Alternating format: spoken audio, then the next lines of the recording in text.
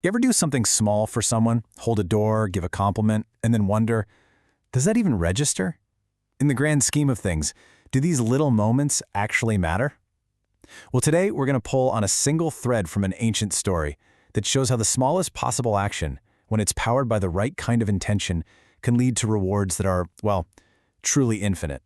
I mean, it's a question we all bump into, right? You look at the world and it feels so huge, the problems so complex. It's really easy to think that your one small good deed is like a single drop in the ocean. Does it actually make a ripple?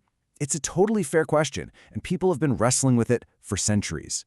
And for an answer, we're diving into this incredible text.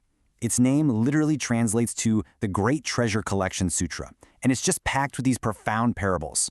The one we're looking at today gives us a mind-bending perspective on the true power hiding in our everyday actions. So let's get into the story. It starts with a very ordinary person, someone you'd probably just walk right past. And honestly, that's what makes what happens next so amazing. Let's set the scene. So picture this guy, a spinner. He lives near the Buddha, and every single day he makes an offering. But he doesn't have gold or precious gems. All he has is what he makes, a single, finely spun thread. That's it. One thread. Day in, day out. It's consistent, sure, but it seems almost ridiculously small. But here is the absolute key. It was the thought behind the thread. When he made his offering, he wasn't wishing for wealth or a better life for himself. No, his intention was gigantic. He dedicated this tiny act to the biggest goal imaginable, to one day become a Buddha himself. Not for his own sake, but so he could help guide all beings to enlightenment. And that's really the million-dollar question, isn't it? One little thread, even with a huge wish attached, what could that possibly amount to? Maybe you'd expect a little good karma, a slightly better rebirth. But what actually happened was on a completely different level. That tiny seed of an action didn't just grow into a tree. It grew into a cosmic forest of rewards. The results weren't just big. They were so vast, they're almost impossible for our minds to even hold. Okay, let's just try to get our heads around these numbers. A koti is 10 million. A kalpa is an eon, a time frame so long it makes billions of years look like a weekend. So for that daily thread, he was spared from suffering for 150 million eons. Then he was reborn as a great world-ruling king, wait for it, 10 trillion times. And after that, he was reborn as Shakra, the king of the gods, another 10 trillion times. I mean, the scale of that return is just staggering. But believe it or not, all of that was just the warm-up act. Those incredible lifetimes were just the side effects. The real result was that his original, vast intention came true. He actually did it. He became a fully enlightened Buddha, and they called him Susangrahita, which means something like well-gathered. A pretty perfect name, right? So naturally, we have to ask, how? How on earth does that math work? A tiny physical object creates a result that is literally infinite and eternal. It just seems to break all the rules of cause and effect. And right here, the sutra gives us the answer, plain and simple. The magic wasn't in the object. It was never about the thread. The colossal power, the reality-bending potential, was all happening inside the spinner's mind.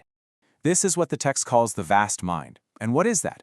It's an intention that completely steps outside of self-interest. It's not about what's in it for me. It's a motivation that is so wide it includes every single being without exception. It's that boundless quality of the intention that acted like a supercharger, turning a tiny gift into an immeasurable force for good. Okay, so that sounds great in theory, but how do we actually cultivate a mind like that? How do we practice it in our own lives? Well, the sutra actually lays out some pretty clear guidelines on what this pure, powerful kind of giving looks like. So, what does this look like day to day? Well, it means you give without any strings attached. You're not even looking for a thank you. You give to people you like and people you don't with the same heart. You do it with joy and you don't second-guess it later. You respect the person you're giving to, never feeling superior. There's no arrogance in it. And just like the spinner, you always connect that action to the highest possible purpose you can think of. To help us get this, the sutra uses a couple of really brilliant analogies. They show how these normal, worldly actions get transformed into something transcendent. It's like a kind of spiritual alchemy, really. So think about a farmer. A farmer uses a plow and seeds, right? But the goal isn't just to have a collection of plows and seeds. The goal is the harvest. It's the same here. The bodhisattva, the person on this path, is the farmer. The field is their own mind, which they prepare with that vast intention. The seeds are the worldly things they give away: money, help, a kind word, a single thread. And the harvest? It isn't more worldly stuff. It's the ultimate spiritual fruit: enlightenment. You're essentially making a trade. You're using things that are temporary, things that will decay and disappear, to create something that is eternal and sacred. You're trading what are called illusory possessions for the nectar of nirvana, that ultimate state of peace and wisdom that never fades. The physical gift is just the tool you're using for a much bigger project. This one beautiful verse from the sutra just nails it. It perfectly captures the whole idea. When your motivation is for bodhi, that supreme awakening, then even the tiniest offering creates blessings that you can't even begin to measure. The intention is the ultimate multiplier. And that brings us right back full circle to that question we started with. Does your small act of kindness really matter?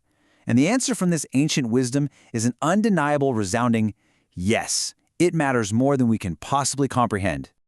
So if there's one thing to take away from this, it's that the real power you have isn't measured by your bank account or your status. It's measured by the size of your heart, by the vastness of your intention. So the next time you do something kind, no matter how small, maybe just take a half second to connect it to a bigger purpose. Widen the circle of your wish to include everyone. And I guess that's the final thought to leave you with. The spinner, with his one thread and his vast mind, planted a seed that grew into a Buddha who could help countless beings. So, what about you?